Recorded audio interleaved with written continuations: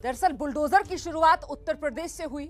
अब ये bulldozer politics धीरे धीरे पूरे देश में फैलती जा रही है। दिल्ली के जहांगीरपुरी में कल बुलडोजर की कार्रवाई को सुप्रीम कोर्ट ने न सिर्फ 15 दिन के लिए रोक दिया, बल्कि आदेश के बावजूद कार्रवाई पर सख्ती भी दिखाई है।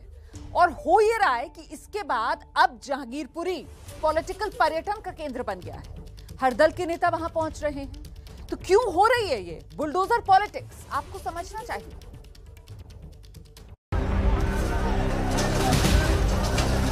कहीं दुकान तबाह हुई तो कहीं मकान ढहाए गए। किसी का आशियाना उजड़ गया तो किसी की कमाई का जरिया। हमारे पास तो पैसा भी नहीं है। हमने 12,000 लोन कहाँ से भरूं हर महीने में। जहांगीरपुरी में कल सुप्रीम कोर्ट ने बुलडोजर पर जो ब्रेक लगाया वो कम से कम अगले 15 दिनों तक जारी रहेगा। लेकिन सुप्रीम कोर्ट की नाराजगी इस बात पर है कि आदेश के बावजूद नॉर्थ एमसीडी की कार्रवाई रोकी क्यों नहीं गई थी। अगर ये डेमोलिशन रुक जाता ऑर्डर मिलने के बाद, ऑर्डर की खबर पहुंचने के बाद, तो शायद कुछ कम डेमोलिशन हो पाता। लेकिन इस बात की जानकारी हमने कोर्ट को एफिडेविट के जरिए दी है।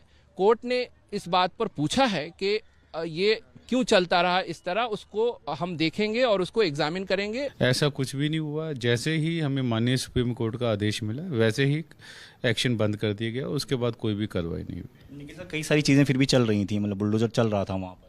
नहीं, ऐसा कुछ भी नहीं है। अब कहने में जो मर्जी आप कहते रहे, मगर जैसे ही हमें आदेश मिला तुरंत ही कार्रवाई को बंद कर दिया गया।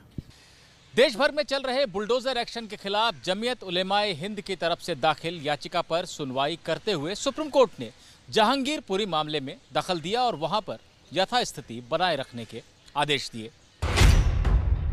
सुप्रीम कोर्ट में सुनवाई के दौरान जहांगीरपुरी के याचिकाकर्ता के वकील दुष्यंत दबे ने कहा, एक समुदाय को निशाना बनाया जा रहा है।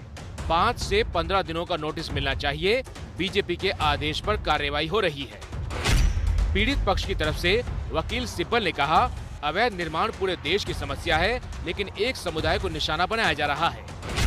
इस पर जस्टिस नागेश्वर राव ने बड़ी टिप्पणी करते हुए कहा, हम देश भर में अतिक्रमण रोकने का आदेश नहीं दे सकते। पीड़ितों और याचिकाकर्ताओं के वकील का जवाब देते हुए सरकारी वकील तुषार मेहता ने कहा, इलाके में 19 जनवरी से ही अभियान चल रहा है। एक संगठन जमीयत ने मामले में कूदकर इसको जटिल बना दिया। खरगोन में हिंदुओं की भी 88 संपत्ति तोड़ी गई। सुप्रीम कोर्ट ने कहा, हमारे आदेश के बाद भी कार्रवाई चलती रही तो हम इसे गंभीरता से लेते हैं। यथास्थिति का आदेश सिर्फ दिल्ली के लिए है। इसके बाद सुप्रीम कोर्ट ने नोटिस जारी करते हुए 2 हफ्ते बाद सुनवाई की तारीख दे दी। कोर्ट के आदेश के बाद जहांगीरपुरी में बुलडोजर की कार्रवाई तो रुक गई, लेकिन सियासी जमावड़े का सिलसिला जारी है। अजय माकन, इमरान प्रतापगढ़ी समेत कांग्रेस नेताओं का एक दल जहांगीरपुरी इलाके में पहुंचा। जब कोर्ट के आदेश हैं, भारत सरकार की पॉलिसी है कि बगैर नोटिस किसी को नहीं हटाया जा सकता है, गिराया जा सकता है, तो क्यों ये काम यहाँ पे कल हुआ है? ये केवल और केवल गरीब के पेट के ऊपर लात मारी गई है। अजय माकन वही हैं जो दिल्ली में सीलिंग का दर्द शुरू किए थे, ये वही हैं। और जब इलीगल इंक्रोचमेंट पे कार्रवाई हो रही है, तब फिर इन लोगों का सिर्फ आप समझ सकते हैं वोट बैंक की राजनीति, उससे अलग आइए। हालांकि पुलिस ने कांग्रेस नेताओं को कुशल चौक से आगे जाकर पीड़ितों से मिलने की इजाजत नहीं दी।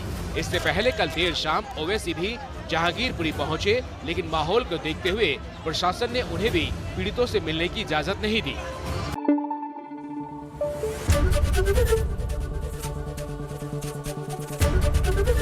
एबीपी न्यूज आपको रखे आगे।